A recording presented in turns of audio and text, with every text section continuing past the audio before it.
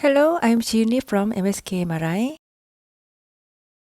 We'll be discussing a condition known as Pellegrini-Stieda disease, which is often associated with chronic injuries of the medial collateral ligament. Pellegrini-Stieda disease is characterized by intraligamentous or periligamentous calcification and ossification around the MCL. The schematic representation we have here illustrates the different locations and appearances of this condition. First, a beak-like appearance with an inferior orientation and femoral attachment.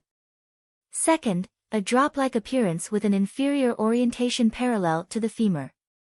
Third, an elongated appearance with a superior orientation parallel to the femur. Fourth, a beak-like appearance with both inferior and superior orientation attached to the femur. In the case we're discussing today, the patient presents with a small beak-like appearance with an inferior orientation, which corresponds to the first representation, I, in the schematic.